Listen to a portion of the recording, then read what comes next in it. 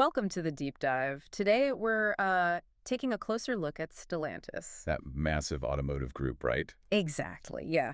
Behind 16 brands, everything from Abarth, the zippy ones, all the way to Jeep. Quite the portfolio. It really is. And our mission today, well, it's to figure out just how competitive their electric vehicles really are, especially in Europe. Crucial market. Definitely. And what that might mean for their U.S. strategy, which is, well, still kind of unfolding, isn't it? Absolutely. We're going to sort of navigate through the different takes and the sources you provided on where Stellantis stands right now. Okay.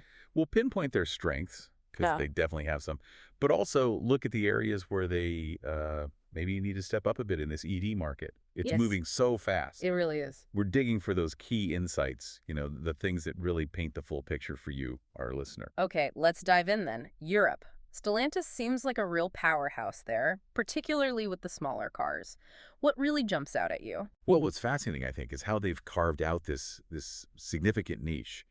They often get called the small car champion in Europe, Right, I've heard that. and for good reason. I mean, think about the Peugeot E208 as a bestseller, and something like 30% of those were full electric. Pretty remarkable. Wow, yeah. And then you've got models like the Fiat 500, the Peugeot 208, the Opel Corsa.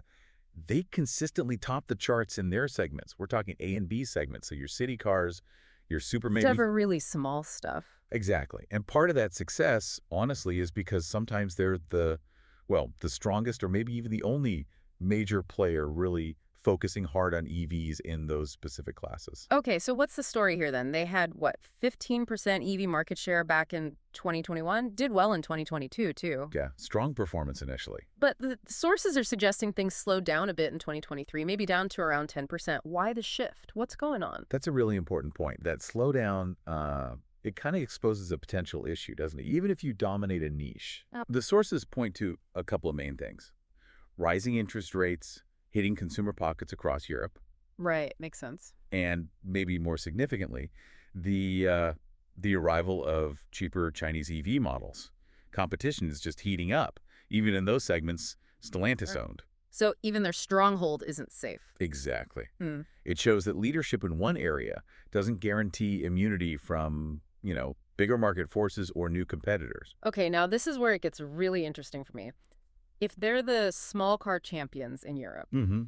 but some sources say they've struggled a bit with larger electric vehicles there was criticism like they kept the same tech and put bigger bodies on it. Yeah, that criticism did surface. And that led to some user dissatisfaction, apparently. How does that feed into their strategy, especially thinking about the U.S.? Well, if you connect the dots, that criticism points to a pretty common challenge for legacy automakers, Yeah. right? Adapting older platforms designed for combustion engines. VICE platforms? Exactly. It often leads to compromises, range, space, how it feels to drive. So that dissatisfaction isn't totally surprising if that was the approach. Okay. It definitely suggests they needed purpose-built EV platforms for bigger cars. And Stellantis seems to get that. The sources say they are working on new mid and large platforms, which should be arriving, relatively soon. It suggests they learned from maybe some early bumps in Europe. Right. So pivoting over to the U.S. now. Yeah, Currently, Stellantis has basically no full battery electric vehicles, BEVs, on the market here. Zero. that's right. As of now. But there's talk of a pathway. So they're starting fresh with BEVs in the U.S., while Europe already had decent sales for a while. Was that delay like an oversight or maybe a calculated move? That's a good question. Yeah. The sources lean towards it being more calculated, even if it meant being a bit late to the party. Why is that? Well, think about their European hits, the Fiat 500, the Peugeot E208. They just wouldn't fly here, would they? Probably not, no. American tastes are just different.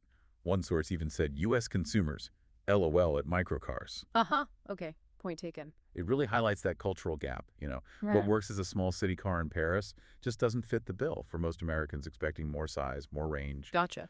But they're developing for the U.S. market now, actively.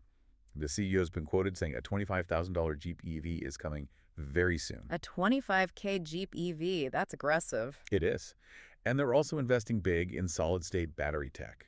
That's the next frontier, potentially offering better range, faster charging, maybe lower costs down the line. So they're aiming for future tech. Seems like it. But they're entering a tough market. Ford CEO sees the Chinese EV makers as the main competition now, not even GM or Toyota. That's the context Stellantis is jumping into. Wow. So bringing it all together, what does this mean for Stellantis? Clearly dominant in certain European EV niches, playing on their brand strengths there. But their journey into bigger EVs, and especially the super competitive US market, well, that's still very much unfolding. It almost sounds like two different EV strategies running in parallel. It really is a fascinating study in global strategy, isn't it? Yeah. You leverage your strengths where you have them, region by region, Hmm.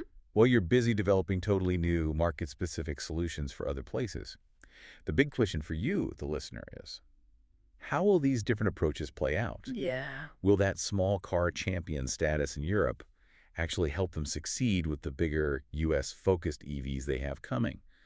Or will the competition and just different buyer expectations be too big a hurdle? Lots to chew on there. We really hope this deep dive into Stellantis has given you some valuable insights today. Yeah, hopefully some food for thought. Absolutely. And hey, make sure you follow our channel so you don't miss out on our future deep dives.